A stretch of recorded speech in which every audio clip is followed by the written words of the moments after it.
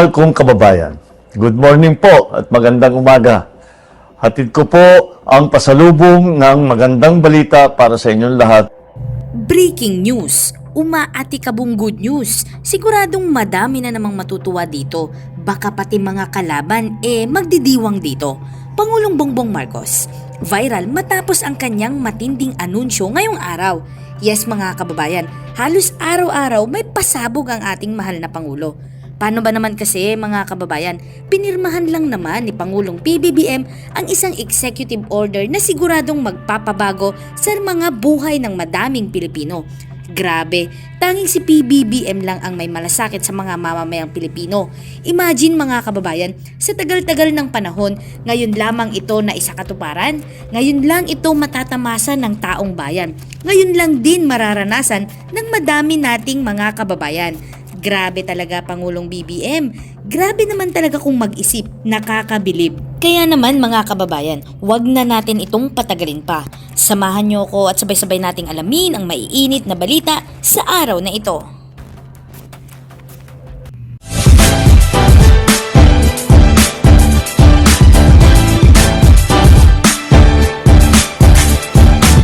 Just in.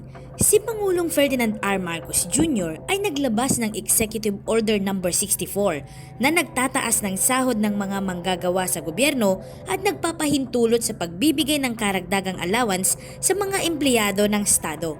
Nilagdaan ni Executive Secretary Lucas P. Bersamin sa pamamagitan ng otoridad ng Pangulo ang Executive Order No. 64 noong August 2, 2024. Ito ay matapos ipangako mismo ni PBBM sa kanyang SONA na itaas ang sahod ng mga kawani ng gobyerno.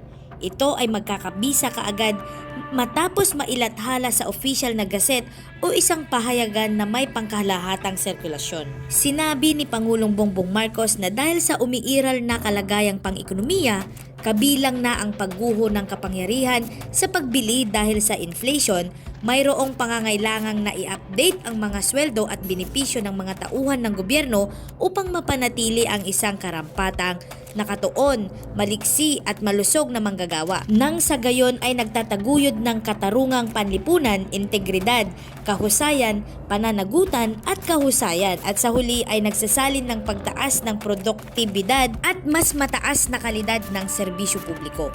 Sa ilalim ng Executive Order No. 64, ang na-update na schedule ng sweldo ay nalalapat sa lahat ng tauhan ng gobyernong sibilyan sa mga sangay na tagapagpaganap, pambatasan at panghukuman at mga komisyong konstitusyonal.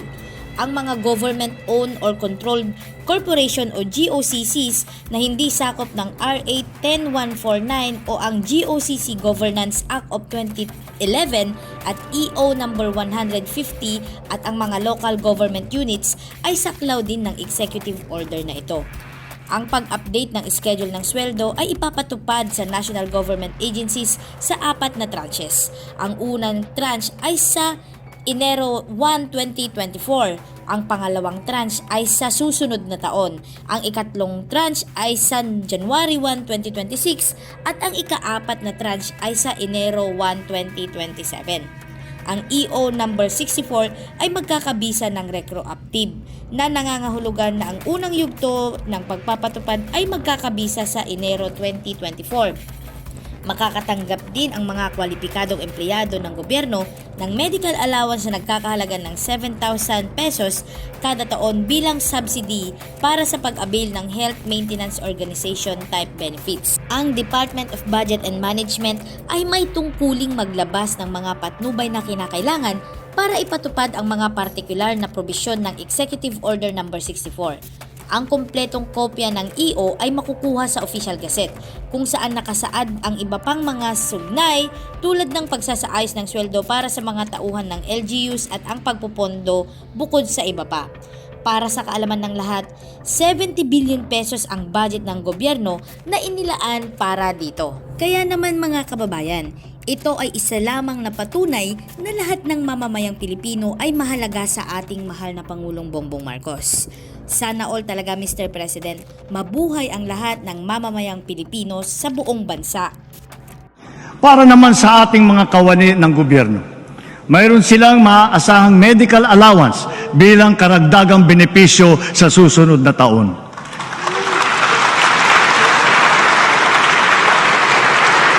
At hindi lamang iyon, meron ding napipintong aumento sa sweldo na makukuha nila sa 4 na tranche. Naglaan na po tayo ng pondo para dito simula sa taong ito at sa mga susunod na taon.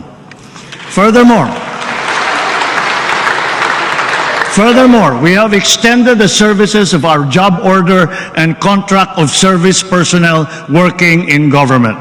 This will also afford them ample opportunity to work on their civil service eligibilities while gaining additional relevant experience and training to upgrade their employment qualifications. So, ladies and gentlemen, let me end by recalling the words of a great man.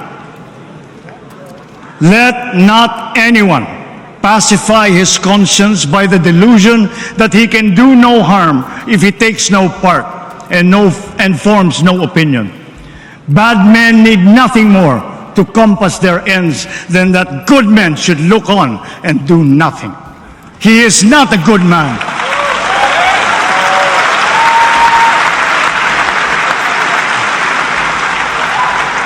He is not a good man who, without a protest, allows wrong to be committed in his name.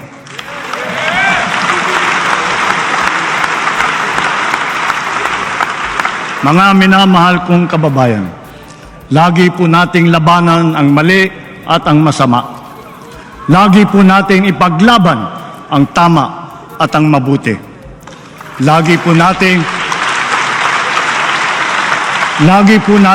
mahalin ang Pilipinas. Lagi po nating mahalin ang Pilipino. Mabuhay po kayo at mabuhay ang bagong Pilipino. Maraming salamat po.